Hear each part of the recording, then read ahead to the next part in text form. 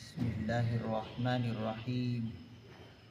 الحمد لله وكفى وسلام على عباده الذين اصطفى. أما بعد، فقد قال الله تبارك وتعالى في القرآن المجيد والفرقان الحميد: فأعوذ بالله من الشيطان الرجيم. بسم الله الرحمن الرحيم. سورة الأعراف مكية. بسم الله الرحمن الرحيم.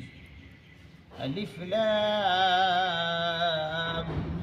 ميم صاد.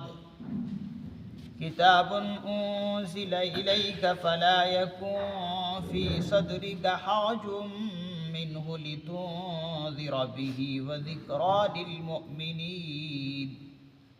اتبعوا ما أنزل إليكم من ربكم ولا تتبعوا من دونه أولياء قليلا ما تذكرون. صدق اللہ العظیم.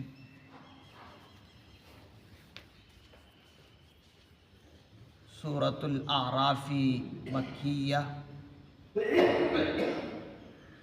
یہ سورہ اعراف ہے جو مکے میں نازل ہوئی ہے. یہ سورہ ترتیب کے اعتبار سے 7ویں نمبر پر ہے. اس سورہ کے اندر 206 آیات ہیں اور 24 رکوع ہیں. اس سورہ کا جو بنیادی موضوع اور عنوان اور ٹاپک ہے وہ ہے اللہ کے پیغمبر صلی اللہ علیہ وسلم کی رسالت اور آخرت کو ثابت کرنا. حضور علیہ الصلوۃ والسلام کی رسالت کو ثابت کیا ہے اور اسی طریقے سے آخرت کو ثابت کیا ہے. اور اسی طریقے سے مفسر نظام فرماتے ہیں اس سورہ کے اندر متعدد انبیاء کرام علیہم الصلوۃ والسلام کے واقعات کو تفصیلاً ذکر فرمائے ہیں. خصوصاً حضرت موسیٰ علیہ الصلوۃ والسلام کے واقعے کو تفصیل سے ذکر کیا گیا. اس سورہ کا جو نام ہے سورہ اعراف ہے. اعراف کا اصل معنی بلند چیز، اور اعراف یہ عرف سے ماخوذ ہے. عرف کے معنی تعارف کے. اور مفسر نظام فرماتے ہیں کہ یہ جو اعراف ہے یہ جنت اور دوزخ کے بیچ میں ایک بالائی دیوار ہے، ایک اونچی دیوار ہے. اس دیوار کا نام ہے اعراف. ہم میں سے اکثر لوگوں نے جنت اور دوزخ کا نام سنا ہے. جنت اور دوزخ کو ہر کوئی جانتا ہے، لیکن ایک نام ہے اعراف جس کو بعض لوگوں نے سنا اور بعض لوگوں نے نہیں سنا ہے. جنت میں کون جائیں گے؟ جنت میں وہ جائیں گے جن کی نیکیاں زیادہ ہیں، وہ جنت میں چلے جائیں گے. اور جن کے گناہ زیادہ ہے وہ جہنم میں چلے جائیں گے. اور جن کے نیکیاں اور گناہ برابر ہے، مساوی ہے، وہ کہاں جائیں گے؟ تو مفسر نظام فرماتے ہیں جن کی نیکیاں اور جن کے گناہ برابر سرابر ہے، نہ زیادہ نیکی ہے نہ زیادہ گناہ ہے، بلکہ برابر سرابر ہے، مساوی ہے، تو ان لوگوں کو کہاں رکھا جائے گا؟ مفسر نظام فرماتے ہیں ان لوگوں کو اعراف میں رکھا جائے گا. ان لوگوں کو آراف میں رکھا جائے گا، جو جنت اور جہنم کے بیچ میں ایک دیوار ہے، اور یہ دیوار اونچائی پر ہے، اور اونچائی پر لوگ، ہر کوئی اونچائی پر رہنے والے کو جان لیتے ہیں، تو یہ لوگ آراف والے اوپر ہونے کی وجہ سے ہر کوئی جان لیں گے کہ یہ کون لوگ ہیں؟ آراف والے ہیں۔ ایک ہے اصحاب الجنہ، ایک ہے اصحاب النار، اور ایک ہے اصحاب الاعراف۔ تو یہ اصحاب الاعراف ہے۔ مفسر نظام ان کے بارے میں فرماتے ہیں آخر کار ان کے پاس ایمان ہونے کی وجہ سے، ایمان تو ان کے پاس ہے، ہاں اگرچہ گناہ بھی زیادہ ہے، نیکیاں بھی زیادہ ہے، دونوں برابر سرابر ہونے کی وجہ سے، لیکن ایمان ہے، تو ایمان ہونے کی بنیاد پر آخر کار ان کو اللہ تعالیٰ جنت میں ڈالیں گے، جنت میں یہ لوگ آخر کار جائیں گے۔ ان کی یہ خوش قسمتی ہے کہ جنت مل رہی ہے، نہیں تو جن کے گناہ زیادہ ہیں ان کو تو جنت نہیں۔ تو آراف رکھنے کی ایک وجہ یہ بھی ہے کہ یہ درمیان میں ہے، اور درمیان میں ہونے کی وجہ سے اس سورہ کا نام آراف رکھا، اگرچہ اس کے اندر اصحاب الجنہ، اصحاب النار، دوزخ اور جنت والوں کا بھی تذکرہ ہے، لیکن یہ بیچ میں ہونے کی وجہ سے اس سورہ کا نام آراف رکھا ہے۔ الف لام میم صاد، بسم اللہ الرحمن الرحیم، شروع اللہ کے نام سے جو سب پر مہربان ہے، الرحیم بہت مہربان ہے۔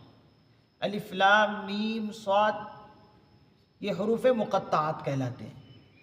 یہ کیا کہلاتے ہیں؟ حروف مقطعات، جیسے کہ قرآن کریم میں مختلف جگہوں میں ہے، کہیں پر الف لام میم ہے، کہیں پر الف لام میم را ہے، کہیں پر الف لام میم صاد ہے، کہیں پر حامیم ہے، کہیں پر قاف ہے، کہیں پر نون ہے، یہ سب کے سب حروف مقطعات کہلاتے ہیں۔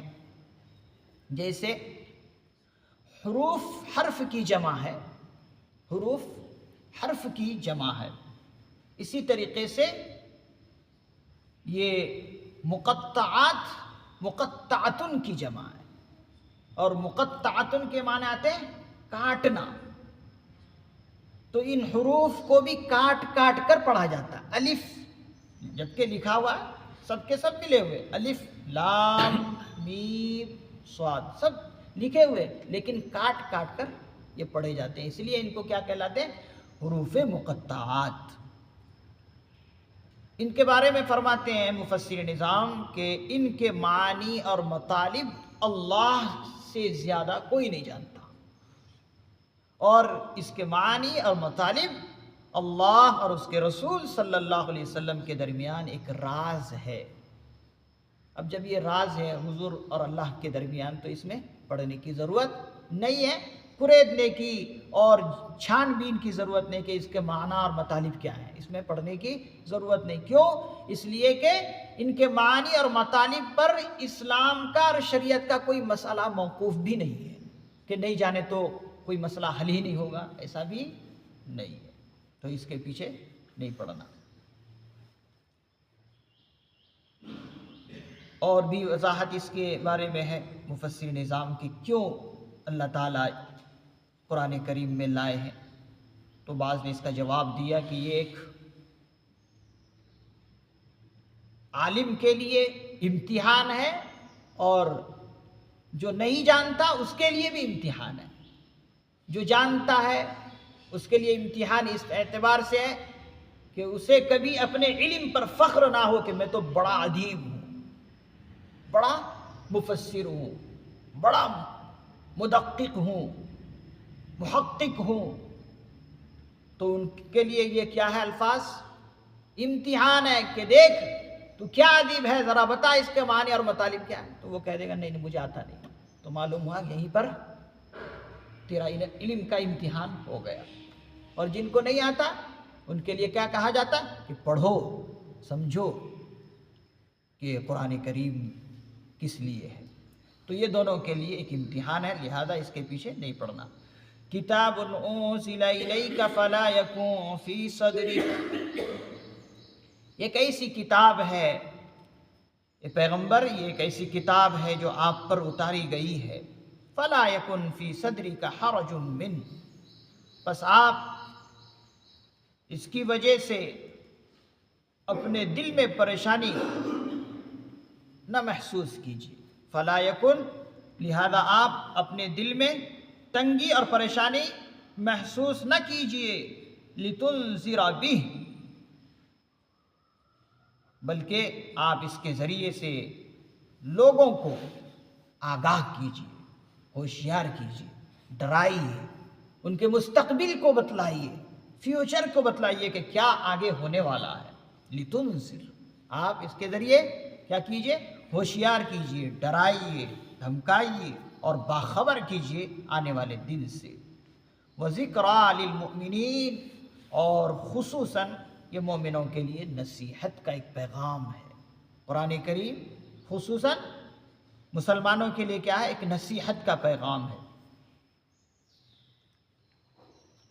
کتاب انزل الیک فلا یکن فی صدرک حرج منہ، اس آیت کے بارے میں مفسر نظام فرماتے ہیں کہ جب یہ قرآن کریم نازل ہوا اور احکامات اللہ تعالیٰ اتارے تو اللہ کے پیغمبر صلی اللہ علیہ وسلم لوگوں کو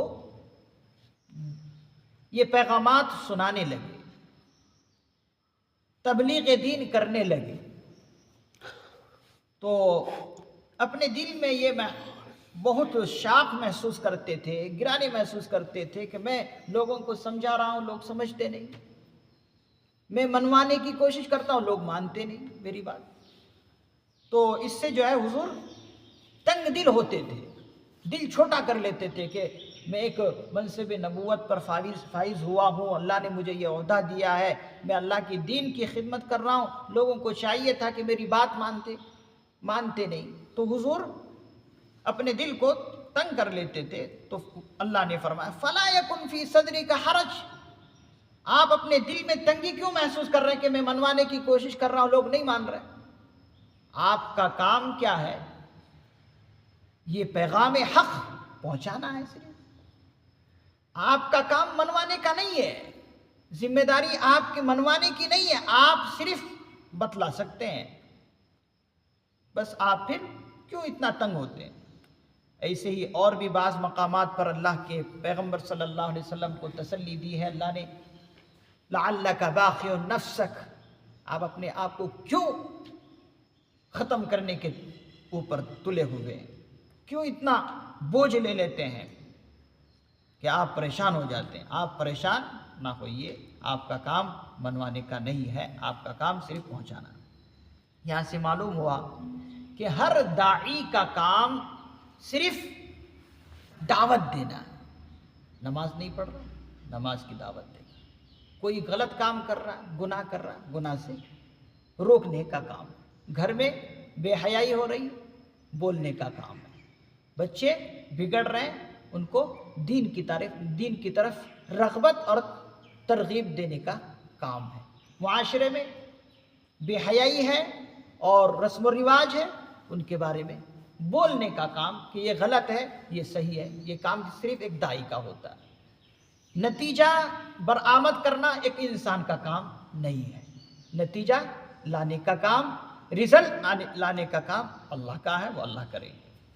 بس کام کیا ہے؟ لِتُنذِرَ بِهِ، بس اس کے ذریعے سے آپ کو خبردار کرنا ہے، لوگوں کی فیوچر کے بارے میں سوچنا ہے، یہ نہیں کہ بس بھائی میں تو نماز پڑھ رہا ہوں، میں تو نمازی ہوں، میں تو حاجی ہوں، میں تو روزہ دار ہوں، میں تو زکوٰۃ دے دیتا ہوں، میں تو صدقہ خیرات کر دیتا ہوں، بس میرا چلنا چاہیے، بس میں تو اللہ کا ہو کر رہتا ہوں۔ نہیں، ایسا نہیں۔ اگر ایسا ہوا اور قوم گناہوں میں ملوث ہو کر اپنے آپ کو اگر جہنم کی طرف لے جانے کی قوم کوشش کر رہی ہے تو ایک مصلح امت کی یہ ذمہ داری ہے کہ وہ اس کی اصلاح کی کوشش کرے۔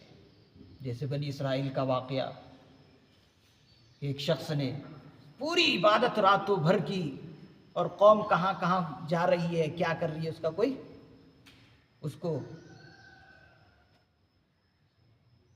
فکر ہی نہیں، تو اللہ نے کیا کیا؟ حضرت جبرائیل علیہ الصلوۃ والسلام کو کہا کہ آپ پہلے اسی نیک بندے پر اس بستی کو الٹ دیجیے۔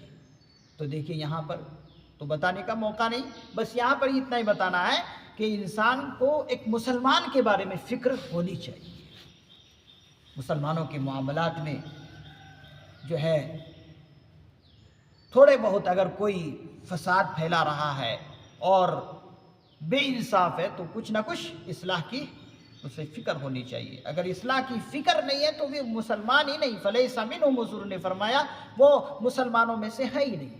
من لا یہتم بامر المسلمین فلیس منہم، کہ جو مسلمانوں کے معاملات میں کچھ دخل دینا ہی نہیں چاہتا، بس اپنا ہی اپنا، تو پھر وہ فلیس منہم، وہ ہم میں سے ہے ہی نہیں۔ وذکریٰ للمؤمنین، یہ خصوصاً قرآن کریم ایمان والوں کے لیے ایک نصیحت کا پیغام ہے۔ جب پیغام ہے تو پھر کیا کرنا؟ اتبعوا ما انزل الیکم من ربکم، تو پھر لوگوں اتباع کرو، پیروی کرو اس چیز کی جو تمہاری طرف من ربکم، تمہارے رب کی طرف سے اتاری گئی ہے۔ پھر کیا کرنا؟ اس کی پیروی کرنا ہے، اس کے پیچھے چلنا ہے، اس پر عمل پیرا ہونا ہے، اپنے آپ کو متبع رسول بنانا ہے، متبع قرآن بنانا ہے، قرآن کے تابع اپنے آپ کو کرنا ہے۔ وَلَا تَتَّبِعُوا مِن دُونِهِ أَوْلِيَاءَ، نہ کہ تم پیروی کرو اللہ کو چھوڑ کر ایسے من گھڑت سرپرستوں کی جو کہ گمراہ ہے، ان کی پیروی نہیں کرنا۔ وَلَا تَتَّبِعُوا مِن دُونِهِ أَوْلِيَاءَ، اور نہ پیروی کرو اللہ کو چھوڑ کر۔ اولیاء سے مراد یہاں پر یہ من گھڑت سرپرست جو آج اور کل بھی خود اپنے آپ کو بابا بنا لیے تھے کہ میں تو بابا ہوں، ان کے پیچھے نہیں چلنا ہے۔ قلیلا ما تذکرون، اللہ تعالیٰ کو معلوم ہے، دیکھیں خود فرما رہے ہیں اللہ تعالیٰ کہ یہ جو نصیحت کیا جا رہا ہے، قلیلا ما تذکرون، تم بہت کم ہو کہ جو نصیحت حاصل کرتے۔ تو ہمیں کم میں نہیں جانا ہے بلکہ زیادہ سے زیادہ اللہ کی طرف لوگوں کو راغب کرنا ہے اور اس پیغام حق کو پہنچانا ہے اور اپنی ذمہ داری اس کو سمجھنا ہے، اس لیے کہ کوئی نبی اور رسول آنے والا نہیں ہے، یہی امت جو ہے خیر امت کہلایا گیا ہے، تو خیر امت بننے کی کوشش بھی کرنی چاہیے۔ اللہ تعالیٰ سے دعا اللہ تعالیٰ عمل کی توفیق نصیب فرمائے۔ سبحان اللہ و بحمدہ، سبحانک اللہم و بحمدک، ونشہد ان لا الہ الا انت، ونستغفرک ونتوب الیک۔ سبحان ربک رب العزة عما یصفون، وسلام علی المرسلین، والحمد للہ رب العالمین۔